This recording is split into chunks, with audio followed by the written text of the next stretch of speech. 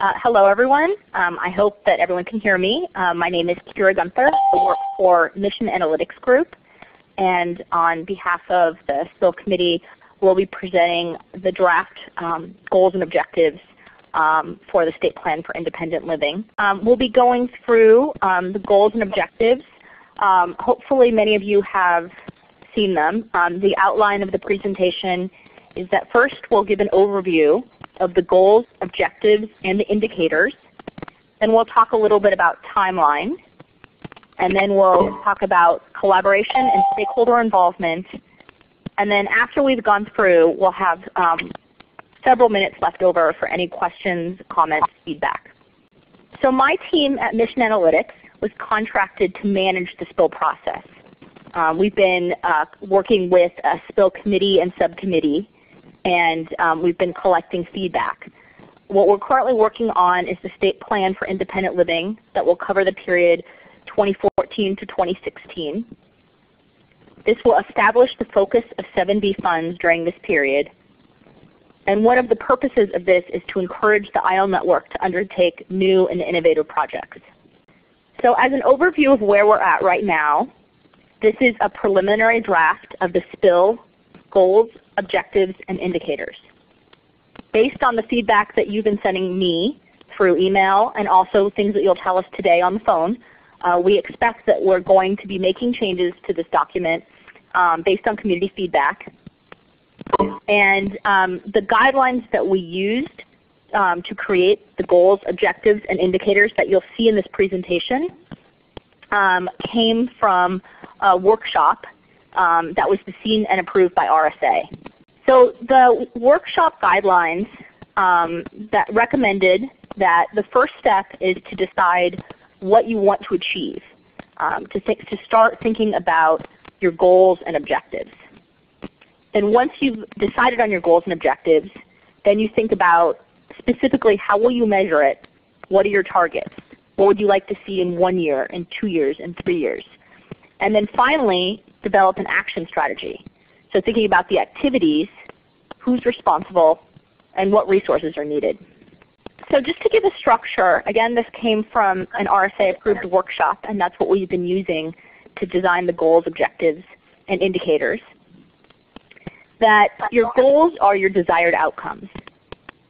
We may not expect to complete a goal in 3 years, but we should be able to see progress. So in setting goals, we thought about creating goals that are attainable and realistic, and also thinking about not having too many. Yeah. Next we think of the objectives. Objectives are short-term outcomes. So when we think about objectives, we want to be able to complete an objective in 3 years. And again, we want to think about having a realistic set of objectives so that we could complete all of our objectives in the 3-year period. And finally, measurable indicators. And this is the data that we expect to collect to know whether we're successful with our objectives. So how we know that we've completed our objective in 3 years is the data that we've collected in our indicator. The vision and mission are more overarching ideas. We don't necessarily expect to see them completed in 3 years, but they're guiding principles. The vision that we currently have as a draft is to influence policy and access to service delivery for all individuals with disabilities in California. The mission is to create policy and systems change for independent living. So as I go through, I'm going to go through each of the goals, objectives, and then afterwards, if we have comments, we can go back and look at the goals and objectives in the presentation. And hopefully many of you have already seen the documents that have been distributed with this information. So goal 1, as a means to achieve lasting grassroots change, members of the IL network enhance their community organizing efforts. Objective 1 is that the Systems Change Network provides members of the IL network with technical assistance on community organizing topics. The indicator is that 100% of network entities that request it receive technical assistance on community organizing topics. Our second objective is that members of the IL network increase community engagement in events. We'll know this because our indicator will that members of the IL network will increase attendance at community events by 20% over the 2013 baseline numbers. So objective 3, through community organizing, members of the IL network will achieve policy wins. And by this we mean changes to local or regional policy on issues such as housing and employment that can be clearly attributed to community organizing. Our measurable indicator is that members of the IL network will achieve 2 documented policy wins that can be clearly linked to their community organizing efforts. And this is by showing that members of the community drove the process of achieving these wins, engaged decision makers, things like that. Goal 2, individuals currently residing in institutions transition successfully into community settings. Objective 1, funds awarded to the IL network through the Transition Fund support the movement of individuals from institutions into the community. The measurable indicator is that 80% of individuals who receive funds transition into the community and remain in the community for at least 1 year. Objective 2, individuals who transition out of nursing homes are assessed on their quality of life through the UCSF Quality of Life Survey. The measurable indicator is that 65% of individuals who transition will complete the survey. Goal 3, members of the IL network build internal capacity through entrepreneurial activities and partnerships with other networks and organizations. Objective 1, the IL network undertakes entrepreneurial ventures that sustain or grow their capacity to serve consumers. The measurable indicator is that 100% of IL network entities that receive 7B funds for an entrepreneurial venture create a business plan, and that 100% of IL network entities that receive 7B funds for an entrepreneurial venture begin operation of their venture. So objective 2 is that IL network entities partner with other networks and organizations to generate revenue for their programs. And the measurable indicator is that 100% of IL network entities that receive 7B funds for an entrepreneurial partnership execute a memorandum of understanding or other formal agreement with 1 or more partners. Goal 4, in order to build a more robust statewide system, the IL network will achieve greater long-term stability. Objective 1, a working group from the IL network identifies new outcome measures to be captured in client databases and pilots a standardized data collection system. The measurable indicator is that a working group produces a recommendations document about outcome measures, and the working group produces a recommendations document about data collection systems. Objective 2, IL network entities in need receive technical assistance from a contractor hired using 7B funds, and the measurable indicator is that 100% of IL network entities designated in need receive technical assistance. Objective 3, IL network entities in need develop a mentorship relationship with a successful entity in the IL network. The mentorship funds will be facilitated and monitored by a contractor hired using 7B funds. The measurable indicator is that 50% of IL network entities designated in need develop a mentorship relationship. The IL network entities are identified as in need if they're addressing organizational deficiencies in policies or processes that have been identified by Department of Rehabilitation, Rehabilitation Services Administration review teams, or by the organization's board of directors.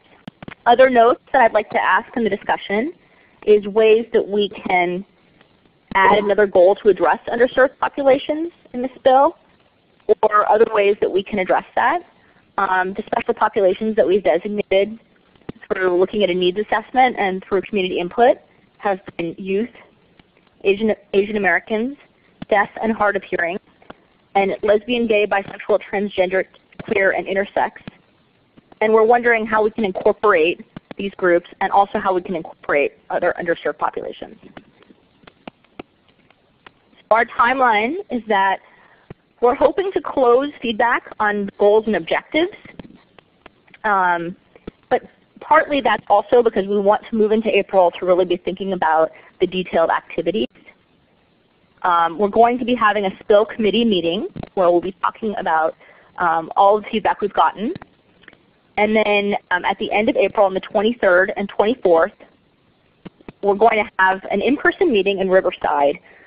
And we're hoping to spend that meeting focusing on refining activities and other phases of the SPIL. So the impact on Californians with disabilities, $2.3 million in 7B funds, distribution of AB 204, guidelines for fee-for-service, outreach to underserved, and then plans for future network changes, centers that close, new centers, or other. So we are having, in terms of collaboration and stakeholder involvement, we're having hearings. This is my email address, and I want to acknowledge that I have received feedback on some of these things, and we're collecting all of that feedback. You can also call the SILC's toll-free number, or you can provide feedback by mail. So what we're trying to do right now is get feedback from you. If you may have noticed there are some topics where people have already given us feedback. I know there are people on this webinar that have emailed me. Thank you. And what we're doing right now in the interest of fairness is we're keeping the current skills and objectives that we're presenting pretty much the same. And we're collecting all of the feedback that we're getting from everyone. And then when we close our feedback period, we're going to go back and try to do revisions. So if you've suggested changes and you haven't seen them, that may be part of the reason. So at this point, I'd love to turn it over and just hear any questions. We can go back to specific goals and objectives if you'd like to discuss those, or if you'd like to give us general feedback or suggestions. Liz, hi, this is Alan Toy. Can you hear me? Yes. Hi. I have a question with regard to this San Francisco survey. We have a very good one that is put out by Mathematica Policy Research that is a money policy person and CMS survey. And it's really great, and we feel like we have no need to have an additional survey thrust upon us. Where does that come from and why? And you know, can we use our own survey to fulfill whatever obligations might need to be met in those goals? So this is specifically regarding Goal 2 about individuals transitioning into the community, correct? Yes, correct. Liz, if you're on, are you able to speak to the UCSF survey and where that fits in? So this is specifically about people who get funding from the 7B Transition Fund. And we're looking for some uniformity of data because we are trying to evaluate, the Transition Fund has been operating for several years, and we haven't really looked at it in terms of outcomes, successes, how we can repackage the success of the program and use it as an advocacy tool. The UCSF survey, we paid UCSF in this current state plan for independent living. We paid them for developing recommendations of how we could evaluate the program and how to look at the program more comprehensively. So, I think we could talk about using a survey other than the UCSF survey, but we would need to use the same survey. Everybody who used transition funds, 7B transition funds, to get someone out of an institution would need to use the same survey. I'm kind of curious why, with this incredibly good and thorough CMS-approved survey the need to reinvent the wheel by having another contract with another university. It boggles my mind because we spend so much time throwing good money after unnecessary things that and coming up with new things, new and wonderful all the time. When this survey is fantastic and it's been passed muster through every possible channel, and it's a great survey, and it doesn't make sense to try to recreate it. It's a survey developed by Money Follows the Person, CCP. So it has a lot of internal and external validity, and it's been approved by Medi-Cal, and it's not clear to me why we would ask our consumers to fill out an additional survey when we are already required to provide them a survey. That was Cosette Case, my program administrator. Because we're already required to provide them with quality of life. We do it at before they leave the institution. We do it at 11 months, and we do it at 22 months. And we're taking feedback, and it's valuable to hear this because certainly not everybody who uses the 7B transition funds does what you do. So thank you very much. Okay, thanks. Be happy to send them. Yeah, I would be very interested in seeing the survey if you'd be willing to share it. Sure. On the way. Absolutely. Send it to you, Liz? You can send it to Liz if you have her contact information. That would be great. Oh, I'm sorry. Who was that speaking? This is Kira. Oh, hi, Kira. Sorry. That's okay, but if you send it to Liz, that works too. Okay, super. Thank you. And am I correct in understanding that if for example, we decided instead of using the UCSF survey, we used your UCLA survey, is that something that any ILC or independent network entity could use?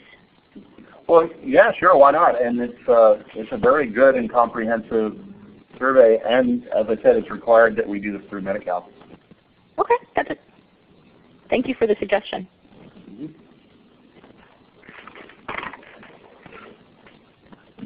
I also wanted, this is Alan again, it seems that, well, a couple of things. First of all, we used to have a huge emphasis on youth, right?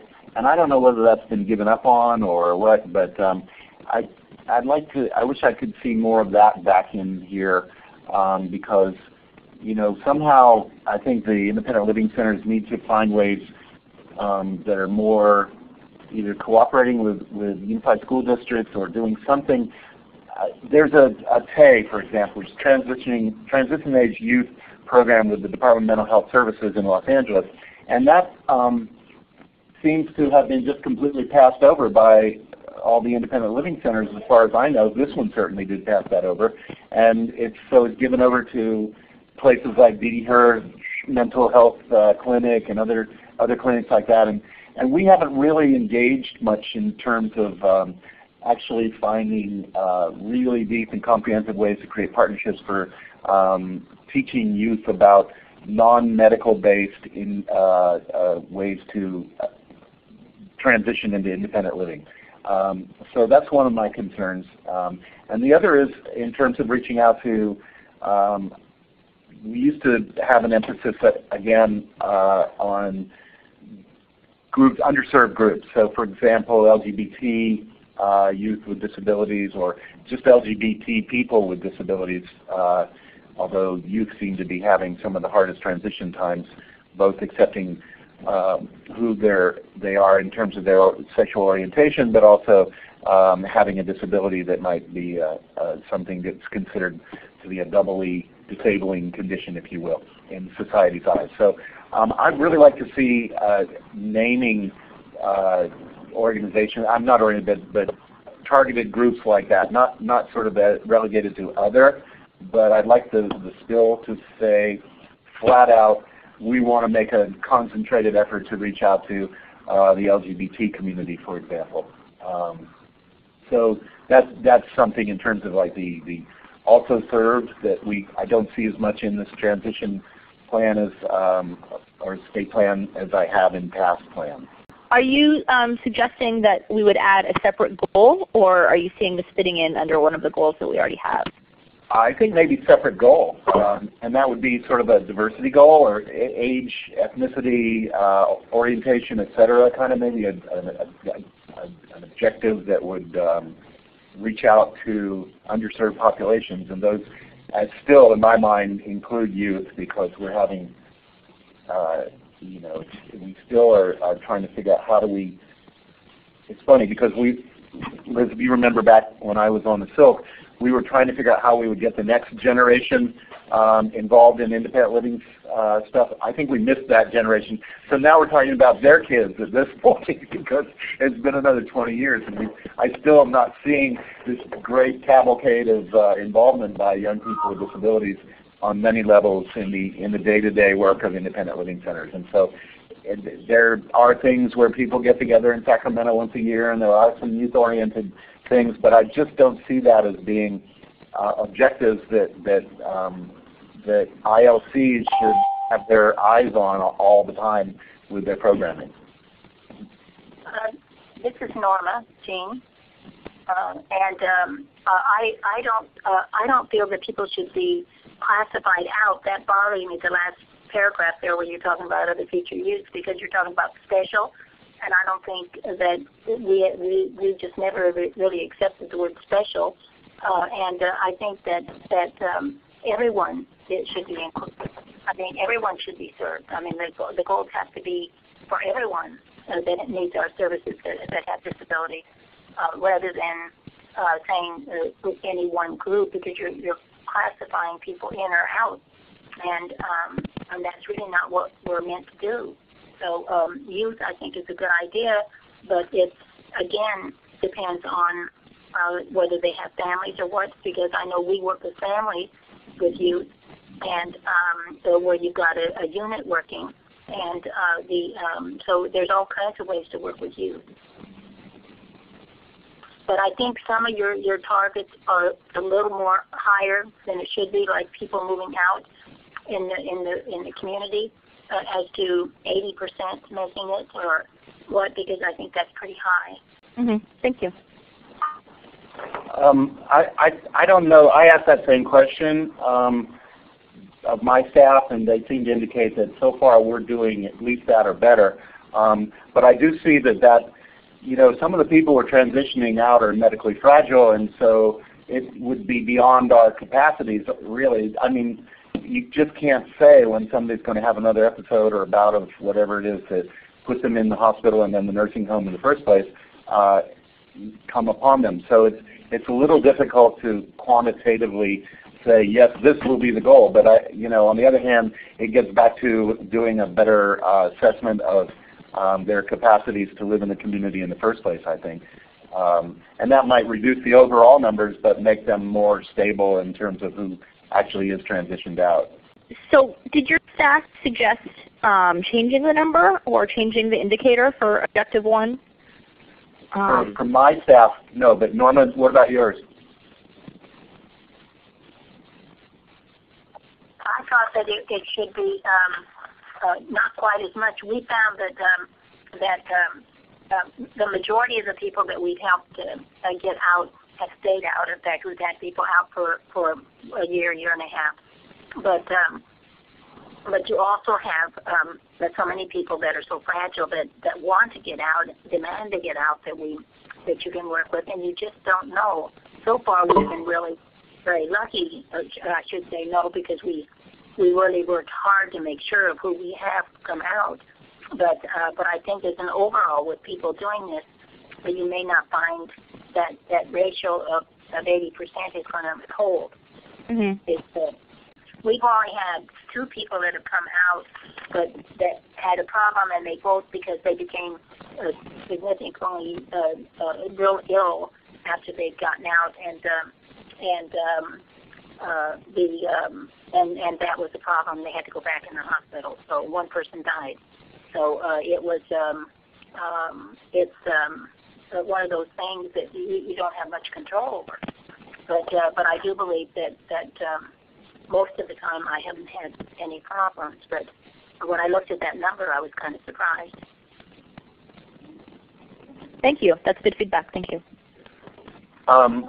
Then in terms of the entrepreneurial stuff, I fully agree that we need to move into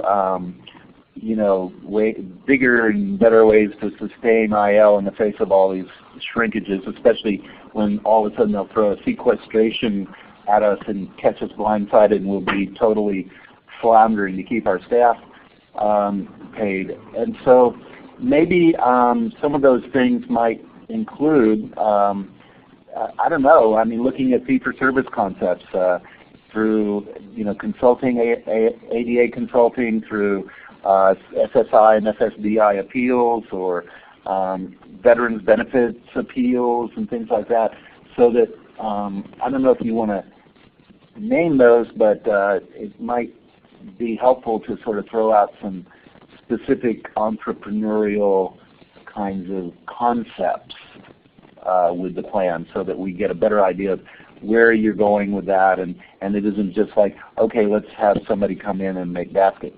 Are there any other thoughts about Goal 3, about members of the IL network build internal capacity through entrepreneurial activities and partnerships with other networks and organizations? This is Bob. I have comments on some other things. Sure. When you're ready. We're ready. Okay. These are, first of all, of course, I've already sent in a couple of ideas. So, as you said, I assume you already have those and are looking at them. I do. Thank you. Yes. Okay. Just two technical questions or issues. I'll just give you both of them. One, under Goal 1, Objective 2, you talk about the 2013 baseline numbers. So I don't know if that's numbers you're already collecting right now. And under Goal 2, Objective 1, you have that the people would stay in the community for 1 year. Mm-hmm. Yeah. And people who are placed in the third year, you wouldn't be able to collect the 1 year data within this time frame. So I don't know how that would affect the statistics. That's all. Yeah, that's good feedback. We'll take that back. Thank you. That's a good thing. Those are good things to think about. And am I still on? Yes, I can hear you. Oh, okay. I didn't know. I couldn't remember whether I had it on mute or not. On the events, I'm assuming that you mean community organizing. Are you talking about Objective 2? Membership of the IL network, increase community engagement in events? Yes. Yes, that's what I'm talking about. I'm sorry, could you repeat the question? I'm saying when you're talking about events, community events, or engaged in events, this is what we normally do, but I mean, are you talking about something different, or members of the IL network increase attendance at community events by 20%? How do you know where that number is now? What number are you going by to increase it by 20%? Right. Ed, are you there? Can you speak to this if you're available? Yeah, this is Ed Keiko, also from Mission Analytics, a colleague of Kira's. We are assuming, and we're happy to hear feedback to the contrary, that members of the IL network have numbers currently that would allow them to be able to indicate or to demonstrate that they had increased their attendance by 20%. Are those numbers that you are collecting, or are those numbers that you are not collecting currently? We do have events, but to increase them by 20%, if you're talking about having an event that you have once a year, I don't know how you're going to increase that by 20%. Well, we have other events that might be, but I think that the number of events are going to be an issue. I mean, if you're talking about number of people that we're attracting into membership, into networking, or into advisory groups or something like that, those aren't really events. Right. So if I understand you correctly, there are a couple of concerns. One is that percentage increase, 20% may be too ambitious. And the second concern is how you count events and what counts as an event. Is that an accurate rephrasing? Event, and then so that we know whether there's a 20% increase, because I'm not sure what we're classifying as an event. Right. Those are both good points. And the 20% value would be over the course of the life of the spill. So it wouldn't be year over year. We wouldn't be, if this stays as an objective, it wouldn't, or as an indicator in this case, it wouldn't be in a single year, but rather over the course of 3 years, which may be a more achievable measure. And I do think you raise a very good point about what counts as an event, because there are different kinds of events, and that is something that we will take back and give some more thoughts to. Because certainly, a given ILC or given a member of the IL network can have many different kinds of events over the course of a year, and it does matter what counts as an event, obviously. And it wouldn't make sense, it may not make sense to average across all of the events. It may make more sense, and again, we'll have to take this back and think about it, to think in terms of increasing attendance at particular kinds of events. Ed, this is Liz. May I add something? Yes. Sure. Usually we depend on the Systems Change Network staff that the 7B grant pays for to provide us with these numbers. So usually Ted Jackson or whoever's in his role aggregates these numbers and then provides the reports to Department of Rehabilitation and to us. And Nancy Hall, Are right? you talking about with CFILC, or are you talking about their staff? He works for CFILC, and we pay him to work with all of the systems change advocates. Can we look at Objective 4 for a moment, please? Sure, and I also just wanted to point out in the comments box that Nancy Hall comments that she's collecting numbers and lots of stats on this. Nancy, I don't know if you have anything you want to add about that, but so we can move on to Objective 4. Objective 4. Goal 4, rather. Objective 1. That's what I meant. Did I say Objective 4? I'm sorry. Okay, so this captured in client databases and pilots a standardized data collection system. So that makes me a little worried about what that means exactly. Because does that mean we're going to eliminate CFAL and MyCIL and all that other stuff, or what does that mean exactly? This is Kira. So one of the things that we actually, I should say, we have gotten feedback that we may not want to actually pilot a data collection system, but just look at what people are currently collecting and what data systems they're using. One of the themes that's come up in quarterly meetings in the past year is that if independent living centers are collecting data, or collecting really different pieces of data, there's not a lot of standard data collection. So one suggestion that's come up is having some working group look into the different data systems and different data collection instruments that people are using and produce some recommendations about whether there should be some standardized.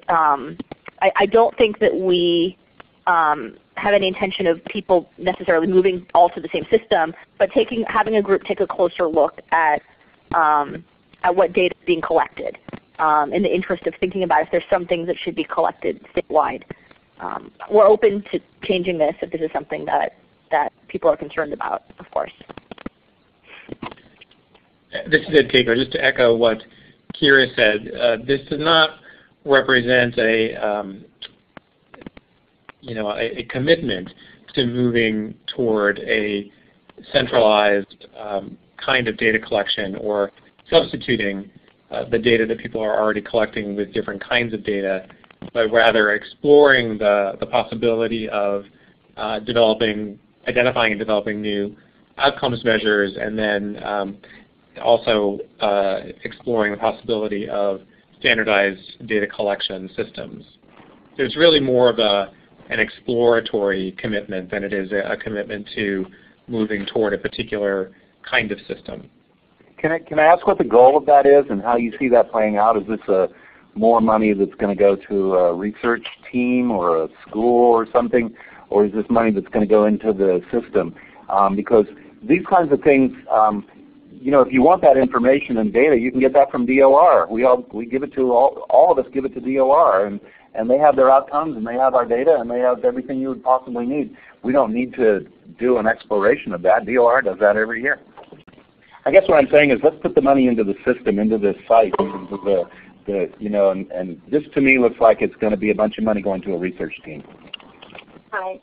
And in addition to things that might just trap us into something that we're not doing. I mean, what happens here is that we are kind of pushed to get money from other directions and to be able to expand what we're doing. And we have to identify with all those different relationships as to what we're collecting and not collecting. And so we collect everything and then use the information so that we can identify what people are going to be looking for, so that we can give them back the information. But I think that changes. That's going to be crowding us out of this responsibility out of the opportunity to go other places for funding. I just think it's kind of, to me, that looks like just a step to where we're talking about. It's just one step towards it. I was going to say, thank you. That's very good feedback. Any other thoughts in general or suggestions? I think this is a very hard job, and I'm so happy that you're doing it. Oh, thank you. Oh, Lord, me too. I remember my time on the Silk, and this was one of the hardest times of the year, was coming up with the plan. So thank you for doing it. And I'm sorry if we seem to be a bit in the oppositionally defiant place, but that's our role now, is to help bring this around. So I'm not as quite in the same role as I was when I was on the Silk, but you have my complete empathy and support. This is Jessie. I just want to acknowledge and appreciate your candor, and it is your role to be oppositional and defiant at this junction, and I appreciate it. So this is Kira. We have a little more time if anyone has comments now. I just wanted to make sure that everyone knows that we're also collecting feedback by email. So after this, if you, for a few more days, or if you think of things that you want to change or suggestions, please feel free to send me an email, to call the toll-free line, or to send by mail. Just another opportunity after this call. You have a brainstorm that you want to pass on. And then, does anyone have any other thoughts or suggestions about any of the goals or objectives? Well, I just, going back to my initial conversation with Liz, the question is, should we have a new goal or objective with regard to inclusion of underserved populations? And I'm sorry, I don't know, Norma, if you were speaking against or in favor of what I was saying. I didn't quite understand what your point was, but I honestly do think that unless you make it a goal or an objective, it's not going to happen. And so I would really strongly urge you to come up with whatever it takes to formalize some response and outcomes with regard to bringing in young people, LGBT, and other underserved populations. I agreed with what you said. I just was worried that when you're talking about a group of people that are disabled and call them special or categorize them out as separate from what we do when we do those things. But if there's an emphasis on one category because there's not enough of it, then that falls under unmet needs and should be kind of listed as these 2 or 3 things we're looking for. So that way it gives people 2 or 3 things to look at based upon their community, because every community has different needs. Yeah, and maybe underserved instead of special. I agree with that. I think that's a good suggestion. Thank you. Any other suggestions or thoughts? Well, thank you, everyone, so much for your feedback. We appreciate it. As I said, this is Kira again. As I said, we are gathering all of your feedback. we're going to be talking to the we have a subcommittee that's going to be looking at this, and then we also in the middle of April on the 15th are going to be talking to the SPIL committee, and then at the end of April going to the SILT quarterly meeting in Riverside. And there we're hoping to focus on activities. Well, thank you everyone so much for joining us. Yeah, thank you everyone.